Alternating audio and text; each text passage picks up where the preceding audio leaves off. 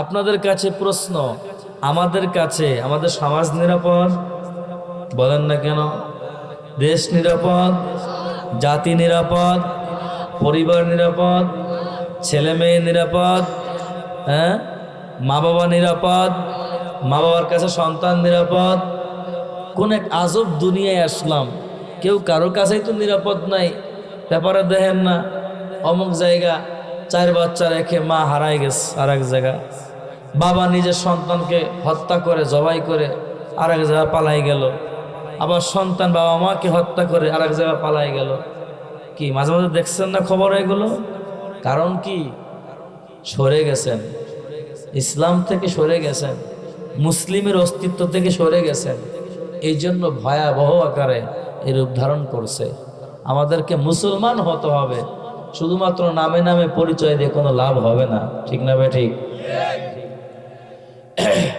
যদি একটু ভেতরে যান, অনেক অনেক গবেষণামূলক কথা আছে, সেগুলা বোঝার বলার সময় নেই, আর এত বুঝতেও চায় না। সাধারণ মানুষ সহজ সরল কথা বুঝতে চায়। আব্দুল্লাহ ইবনে আব্বাস রাদিয়াল্লাহু তাআলা আনহু বক্তব্য, হযরত আনাস রাদিয়াল্লাহু তাআলা আনহু আজমাইনের উক্তি বলে, যদি কেউ মুসলিম হতে চায় সেজন্য স্থায়ীভাবে তার জবানকে হেফাজত করে নেয়। সুবহানাল্লাহ। কি দরকার আছে না নাই? হ্যাঁ, দুনিয়ার মিথ্যা গীবত গালাগাল আর যা আছে মন চায় তাই বলে, কি বলে না? আর যে যে কর্ম করবে ঠিক তার সাথে সেই মৃত্যুটা সেভাবেই হবে। কথা বোঝেন নাই? ইংরেজিতে একটি কথা আছে, as you sow so you reap, যেমন কর্ম তেমন ফল। আপনি এখন জিকির করছেন, তা জিকির করতে করতে মৃত্যু হবে। আপনি অন্যায় করবেন, অন্যায় করতে করতে মৃত্যু হবে, এটাই স্বাভাবিক। হযরত জাবের রাদিয়াল্লাহু তাআলা আনহু আজমাইন বলেন যে, যদি আল্লাহর বান্দারা, নবীজি আমার মৃত্যুর 3 দিন আগে বলে গিয়েছে যে আপনি যে কর্ম করবেন সেই কর্মের সাথে মৃত্যু হবে, এখানে সংকেত দিয়েছে। এই জন্য সবসময় আপনি আল্লাহ যা আদেশ করেছেন সে আল্লাহর আনুগত্যশীল হয়ে আপনি কি করবেন? ইবাদত করবেন, জিকির করবেন, কালেমা পড়বেন, ইস্তেগফার পড়বেন। এগুলো করতে করতে আপনার মৃত্যুটা হবে। সুবহানাল্লাহ। অনেক রেফারেন্স আছে, ওদিকে আমি যাব না। এই জন্য আসুন, আল্লাহ যেহেতু বলেছে মুসলমান না হয়ে মরিও না, আমরা আজকে সংক্ষিপ্ত আলোচনা শ্রবণ করে আমরা ইরাদা করব মুসলমান না হয়ে কেউ মরব না। পারবো তো ইনশাআল্লাহ? ইয়া আইয়ুহাল্লাযীনা আমানুত্তাকুল্লাহ হাক্কা তুকাতিহি ওয়া লা তামুতুন্না ইল্লা ওয়া আনতুম মুসলিমুন। ও ইমানদার আল্লাহর বান্দা, আল্লাহ মহব্বতের সাথে ডাক দিয়ে জানায় দেয়, হে ইমানদার, ইত্তাকুল্লাহ, আমি আল্লাহকে ভয় করে নাও।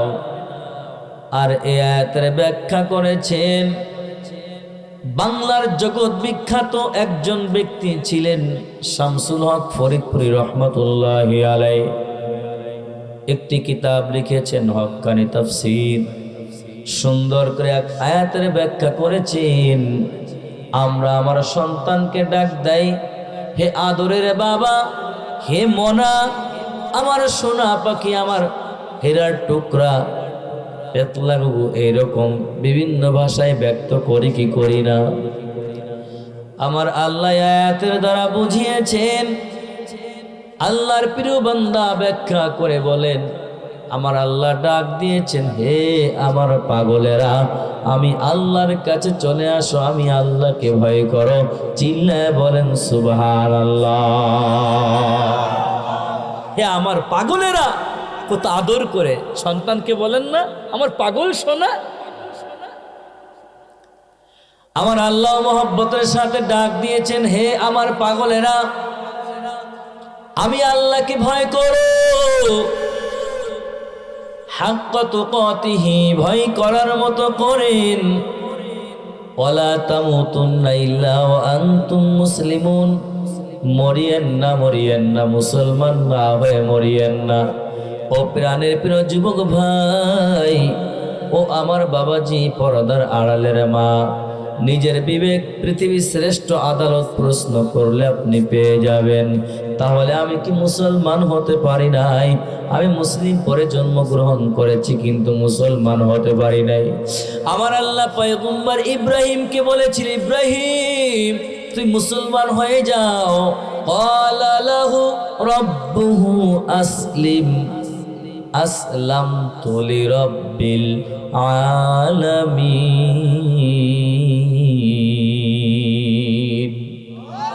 সবাই বলেন আল্লাহু আকবার। পয়গম্বর ইব্রাহিম আল্লাহকে বললেন, আল্লাহ আমি মুসলমান হয়ে গেলাম। চিল্লায় বলেন আল্লাহু আকবার। বানায় তো বলছি না, কোরআনের আয়াত বলছি। ওলামায়ে কেরাম এখানে আছে, আপনারাও কি ইরাদা করতে পারেন না এই মজলিসে বসে?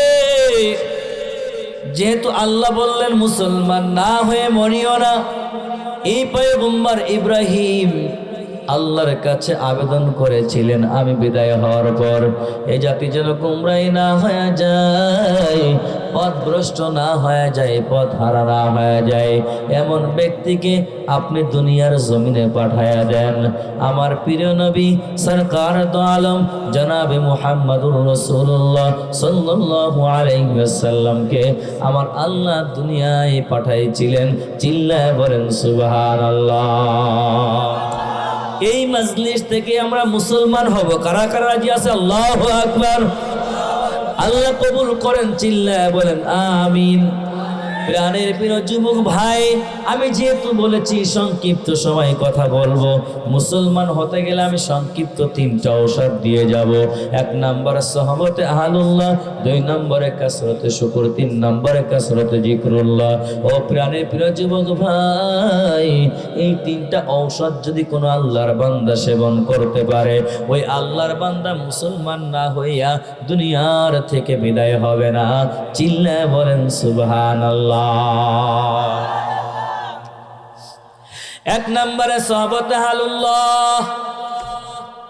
যুবক খেয়াল করে বুঝে নাও, কোরআনের ভাষায় আল্লাহ বলেন, ইয়া আইয়ুহাল্লাযীনা আমানুত্তাকুল্লাহ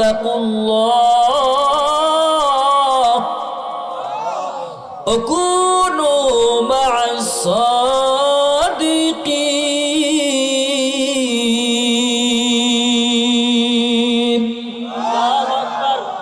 আল্লাহ বলেন, ও ঈমানদার, ইত্তাকুল্লাহ, আমি আল্লাহকে ভয় করে নাও।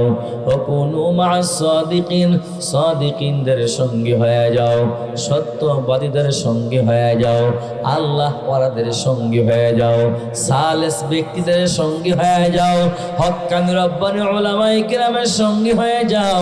তাদের সঙ্গী হলে কশিন কালেও তুমি খাদে চলে যাইবা না, অন্ধকার যুগে যাইবা না, অন্ধকার পথে যাইবা না, অন্ধকার পথ থেকে আলোর পথে ফিরে আসবা। ঠিক না বেঠি?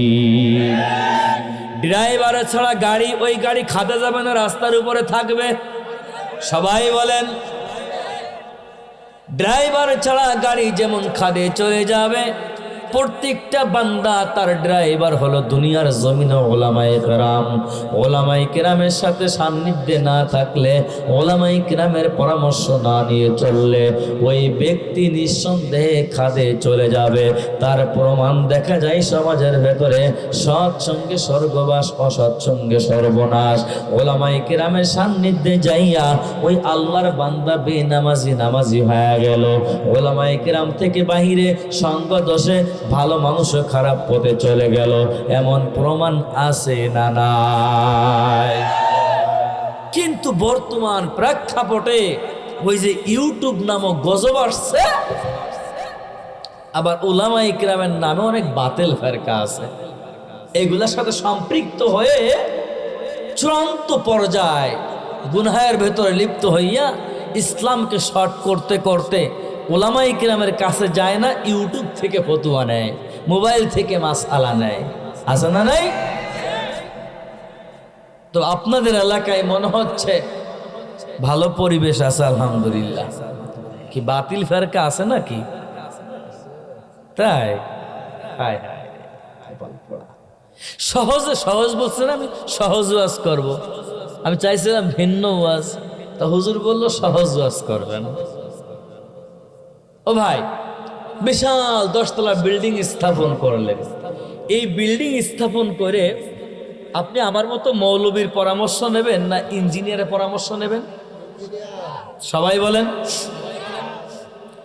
এখন আমার ক্যান্সার, আলসার, ড্যান্সার ইত্যাদি রোগে আক্রান্ত হইলে কি উলামায়ে কিরামের ঔষধ সেবন করবেন না ডাক্তারের পরামর্শ নেবেন? সবাই বলেন। বলে ওয়াজ বোঝেন না আপনারা? বিশাল বোঝা বোঝেন না। আবার রড গরম করে ভিতরে ঢুকাই দেবেন, রোগ জীবনের মতো ভালো হয়ে যাবে, হ্যাঁ পুড়ে যাবে। ওয়াজ তো সবাই বোঝেন।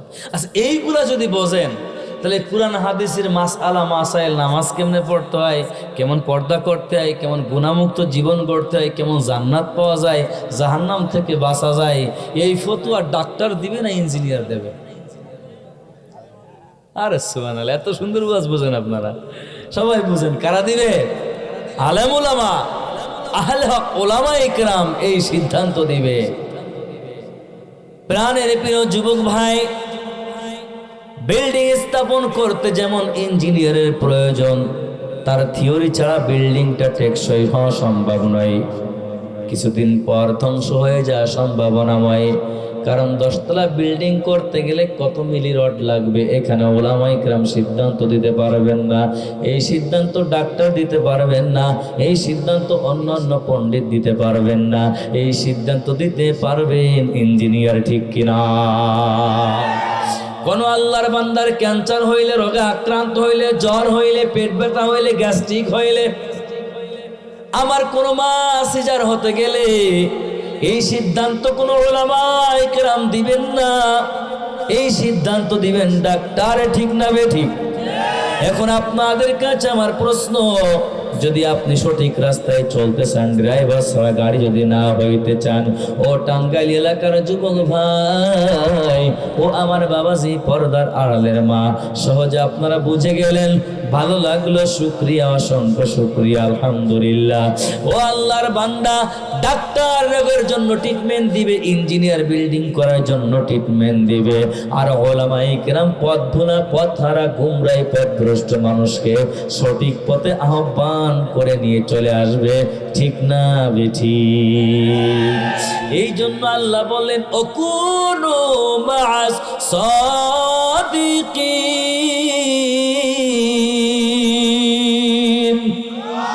ও প্রাণে প্রিয় যুবক, এই জন্য সারা দুনিয়ায় যায়, একটা কথা বলে যায়, উলামায়ে কিরামের সান্নিধ্যে চলে যান। এইটাকে বলা হয় সহবতে আহলুল্লাহ, সহবতে সালেহতুরা সালেহ কুনাত, সহবতে তালিতুরা তালিউ কুনাত, এক জামানা সহবতে বা আউলিয়া, বেতারাজ সাদ সালে তাত বেরিয়া। এলাকার যুবক ভাই, একটু খেয়াল করে মনোযোগ সহকারে শ্রবণ করিয়া নেন। যদি আপনি ব্রেক ছাড়া গাড়ি না হইতে চান, আপনি অন্ধকার দিকে না যাইতে চান, আপনি আলোর পথে আসতে চান, 1 নম্বর ঔষধ, এই ঔষধটা দুনিয়ার জমিনে যে মেরেছে, এলাকার ভেতরে খোঁজ নেন, জীবনে মাদ্রাসায় পড়ে নাই, আলেম হয় নাই, হাফেজে কোরআনও হয় নাই, মুফতি মুহাদ্দিসও হয় নাই, কিন্তু আল্লাহর বান্দা চলে গেল আহলে হক উলামায়ে কিরামের দরবারে, উলামায়ে কিরামের সাথে তাবলীগের সময় লাগাইলো, ওই চরমোনার ময়দানে চলে গেল, ওই 8000 লালমাটিয়া, রহমানিয়া, লালবাগ, যাত্রাবাড়ি, বড় বড় উলামায়ে কিরাম বসে আছেন, আল্লাহর কুতুবদের সান্নিধ্যে যাইয়া আল্লাহর বান্দা জীবনে মাদ্রাসার বারান্দায় না যাওয়ার পরেও আমার থেকে বড় হুজুর, বড় দাড়িওয়ালা, বড় টুপিওয়ালা, বড় জুব্বাওয়ালা আপনাদের এলাকায় এমন প্রমাণ আছে না? না। আর ওই সব আল্লাহর বান্দাদের সন্তান, দেখেন খোঁজ নিয়ে, সাধারণ মানুষ আহলে হক উলামায়ে কিরামের সান্নিধ্যে গিয়েছে, দিন খুঁজে পেয়েছে, সঠিক পথ পেয়েছে, তাদের সন্তানরাই আজকে এই সমাজে আলেম হয়েছে এবং তারাই সমাজ নিয়ে, দেশ নিয়ে, জাতিকে নিয়ে ভালো চিন্তা করে, নেগেটিভ চিন্তা তাদের ভিতরে নাই। অথচ তাদের বিরুদ্ধে কি মিথ্যা প্রোপাগান্ডা ছড়ায় মানুষ। আল্লাহ সকলকে সহিহ বুঝ দান করেন, বলেন আমিন। প্রাণে প্রিয় যুবক ভাই আমার, বাবাজি, পর্দার আড়ালের মা, এই জন্য 1 নম্বর ঔষধ সহবতে হালুল্লাহ, 2 নম্বর শুকুরের কথা আমি বলেছি। আপনাদের কাছে প্রশ্ন, এই যে নিয়ামত আল্লাহ দান করেছেন, আসমান বানাইলেন, জমিন বানাইলেন, নবমণ্ডল বানাইলেন, ভূমণ্ডল বানাইলেন, ওই সামগ্রীর তলে অনেক নিয়ামত আল্লাহ দান করলেন, জমিনের তলে অনেক কিছু দিলেন, আসমানের উপর অনেক কিছু দিলেন। ও আল্লাহর বান্দা, জমিনের তলে লোহার খনি, স্বর্ণের খনি, তৈলের খনি।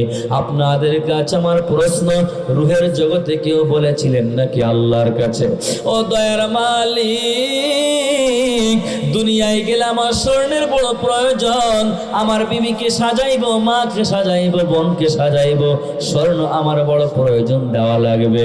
রড দিয়ে আমি বিল্ডিং স্থাপন করব, 10 তলা, 20 তলা, 50 তলা রড লাগবে। তৈল দিয়ে আমার খাবারের জন্য প্রয়োজন। কোন আল্লাহর বান্দা এমন কেউ আছেন নাকি? আপনি বলেছিলেন নাকি? বলেন, বলেছিলেন নাকি? না না, কেউ বলেন নাই। আমার আল্লাহ আল্লাহর পক্ষ থেকে দিয়েছেন, কিন্তু আল্লাহর একটা উদ্দেশ্য আছে। বান্দা আল্লাহর ইবাদত করবে, বান্দা আল্লাহর প্রশংসা করবে। কিন্তু বর্তমান দেখা যায় এই খেয়ার পচে গেলে একটু লাল পানি হয়। একটু রেফারেন্স দিচ্ছি, ওই লাল পানিটুক 5 টাকা দাম। ওই 5 টাকার কারণে আজকে আল্লাহর প্রশংসা ভুলে যায়, আল্লাহর আদেশ ভুলে যায়, আল্লাহর নিষেধের কথা ভুলে যায়। উলামায়ে কেরামের বিরুদ্ধে অসৎ আচরণ করে, প্রমাণ আছে না না? এ প্রাণে প্রিয় যুবক, আল্লাহ আপনাকে কত সুন্দর করে বানাইলো, একবার চিন্তা করে দেখেন। আপনি সব নিয়ামতের কথা ভুলে গেলেন। হেড টু লেগ, মাথা থেকে পা পর্যন্ত একটু গবেষণা করে দেখেন। হেড টু লেগ, মাথা থেকে পা পর্যন্ত একটা একটা করে গুনেন, আমার আল্লাহ কি নিয়ামত দান করেছে। ওই তাউদ্দু নি'মাতাল্লাহ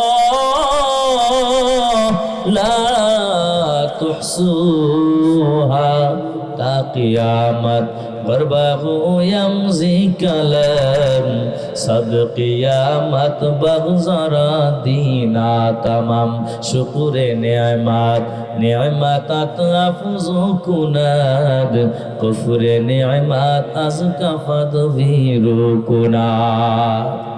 একটা একটা করে গণেন, আমার আল্লাহ কত সুন্দর করে চক্ষু দান করলো, আমার আল্লাহ কত সুন্দর করে মাথার মস্তিষ্ক দান করলো, আমার আল্লাহ কত সুন্দর 2টা হাত দান করেছে, পা দান করেছে।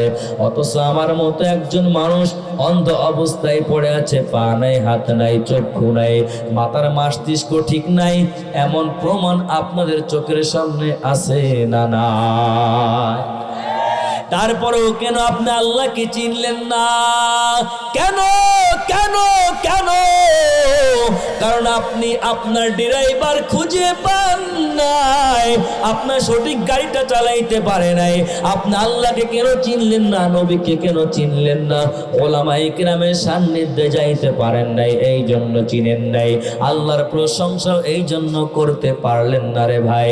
আমি করজোড় করে বলে যাই, সারা বাংলাদেশে যেখানে আলোচনার ময়দানে যাই, আমার একটা আলোচনার ভিতরে একটা টপিকস থাকবে, প্রত্যেকটা আল্লাহর বান্দাকে বলে যাই পায়ে হাত দিয়া, ওলামায়ে কেরামের সান্নিধ্যে যে বান্দা যাবে না, যে গোষ্ঠী যাবে না, ওই গোষ্ঠী পথভ্রষ্ট হবে, এতে কোনো সন্দেহ নাই। ঠিক না বেঠি?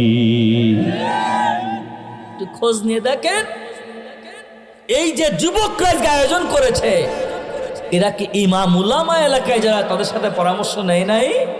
বলেন নেই নাই? এদের মতো মানুষই তো। আমি আসার সময় 10টার দিক আমি আমার মাগুরার ডিসি সাহেবের সাথে বৈঠক করে, আমি শহরে বড় মসজিদের জুম্মা পড়াই, ঘোর দাবড় হবে। আমি বললাম এটা স্যার দেওয়া যাবে না কোট, আমার মুসল্লি তারা, কোনোভাবেই সুযোগ নেই। মাগুরার উলামায়ে কেরাম, যদিও ছোট মানুষ, জাতীয় উলামা মাসায়ে কাইমা পরিষদ, জেলার জিম্মাদারিতে আছে, দায়িত্বে আছে, প্রত্যেকটা ওলামায়ে কেরাম চায় না যে কোনো বান্দা গুমরাই হোক, পথভ্রষ্ট হোক, জাহান্নামী হোক, তার সন্তানটা নষ্ট হয়ে যায়, কেউ চায় না। কিন্তু এটা বুঝতে এখনো বহুত দেরি মনে হচ্ছে এই বাংলার মানুষের। প্রাণের প্রিয় যুবক ভাই, 2 নম্বর, সবসময়ের জন্য সব কিছু দিয়েছেন কে? জোরে বলেন, কে দিয়েছেন? প্রশংসা কার? সবাই বলেন কার? একমাত্র কেবলমাত্র আল্লাহর প্রশংসা। অন্য কোন ভণ্ড বাবারও নয়, ভণ্ড নেতারও নয়, ভণ্ড পীরেরও নয়, একমাত্র কেবলমাত্র আল্লাহর প্রশংসা করবেন। যদি মনে করেন আমি ওসমান বনে সাইফি, যদি আপনারা বলেন হুজুরের কণ্ঠটা খুব ভালো, না না না, বলবেন আমার আল্লাহ কত সুন্দর করে কণ্ঠদান করেছেন, আমার আল্লাহ কত সুন্দর করে আমাদের হুজুরকে বানাইলেন, আমার আল্লাহ কত সুন্দর করে আমাদেরকে বানাইলেন, কত সুন্দর নিয়ামত আল্লাহ দিলেন। সব কিছুর সাথে যুক্ত থাকবেন কারণ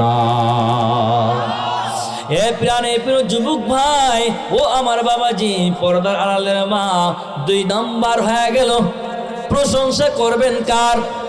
জোরে বলেন কার? 3 নাম্বার কাসরতে জিকরুল্লাহ। আপনাদের জবান থেকে আপনারা বলেছেন আল্লাহ সব নিয়ামত দিয়েছেন, আল্লাহর প্রশংসা করব।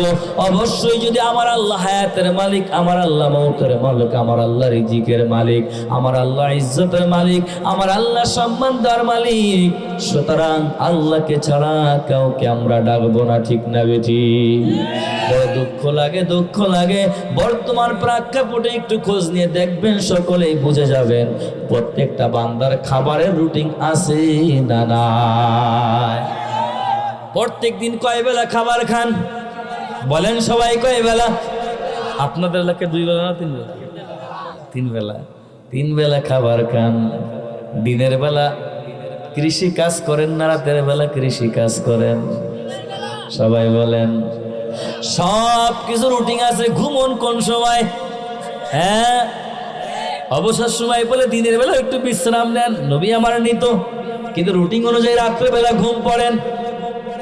সব রুটিন মাফিক করেছেন, কিন্তু আমার যে আল্লাহ নিয়ামত দান করলো, যে আল্লাহ আমাকে ইজ্জত দিল, যে আল্লাহ আমাকে সব কিছু দিল, ওই আল্লাহকে ডাকার রুটিন এখনো পর্যন্ত আমরা করতে পারি নাই, ঠিক কিনা? করতে পেরেছি। অথচ আমার হুজুর যায় রাস্তা দিয়ে, যে আঙ্গুলটা টেপে, তসবিটা টেপে জিকিরে ফিকিরে চলে। আপনি হুজুর খাইলেও বলেন ওরে মা, ওরে নেতা, ওরে আব্বা, ঠিক না বেটি? হুজুর খাইলেও আমার আল্লাহর নাম মুখে না। কি বানায়া বলছি না সত্য বলছি? চলতে যে হুজুর খাইছে ওরে মা বলে, কি বলে না? হায় হায়, কেন বলে? উলামাদের সাথে সহবত নাই, না বুঝে না যে কোন জায়গায় কি বলতে হয়। সব কিছু রুটিন আছে, কিন্তু আল্লাহকে ডাকার রুটিন বানাইতে পারলাম না। এই জন্য কোরআনকে গবেষণা করে করে আহলে উলামায়ে কেরাম, পীর মাশায়েখ একটা সুন্দর সবক দিল, যাতে করে আমার বান্দারা গুমরাহি না হয়ে যায়, পথভ্রষ্ট না হয়ে যায়, পথ হারা না হয়ে যায়। ইয়া আইয়ুহাল্লাযীনা আমানু যকুরুল্লাহ যিকরান কাসীরা ওয়া সাব্বিহুহু বুকরাতান ওয়া আসীলা। ইয়া আল্লাহর বান্দা, সকাল আর বিকাল নাই শুধু, যদি এখানে আসছে সকাল বিকাল জিকির করবেন, কাকে ডাকবেন? জোরে বলেন, কাকে ডাকবেন? ডাকেন তো কেউ আছেন এখানে যে বাদ মাগরিব বা সকালে আমরা জিকির করি অন্তত? হ্যাঁ, আছেন কেউ? আরে নাই করে একটা রুটিন বানান। আপনি সকাল বিকাল না কোন, আপনি দুপুর বেলায় ডাকেন, অন্যান্য সময় ডাকেন, ডাকেন তো? হায় হায়, সকাল বিকাল না পরে সব সময় ডাকেন, সে কথা আমার আল্লাহ বলে দিয়েছেন কি দেন নাই? বলেন আছে না নাই? আল্লাযীনা ইয়াযকুরুনাল্লাহা কিয়ামান ওয়া কুউদান ওয়া আলা জুনুবিহিম ويتفكرون في خلق السماوات والأرض ربنا ما خلقت هذا باطلا سبحانك فقنا عذاب النار উঠতে বসতে চলতে ফিরতে সব সময় কাকে ডাকবেন? সবাই বলেন কাকে ডাকবেন? কেন কেন কেন কেন ডাকবেন? কারণ দুনিয়ায় স্বার্থ ছাড়া কেউ বন্ধু নয়।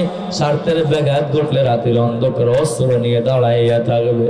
এই যে চলে গেল কত বিপদ, অমিক্রণ চলে গেল, করোনা ভাইরাস চলে গেল, আবার দেখা যায় দুর্ভিক্ষ, দেখা যায় অভাবগ্রস্ত হতে চলেছে মানুষ ও আল্লাহর বান্দা।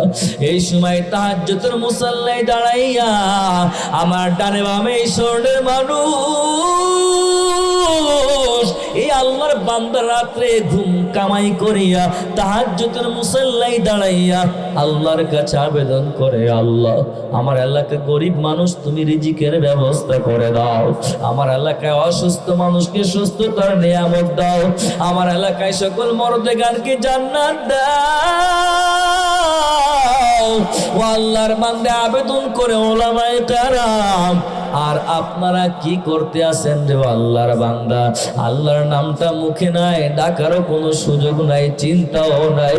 এই জন্য সব সময় হার টাইম যে রিক্সা চালক পা দিয়ে পেডেল মারবেন, হাত দিয়ে হ্যান্ডেল ধরবেন, বলবেন আমার আল্লাহ।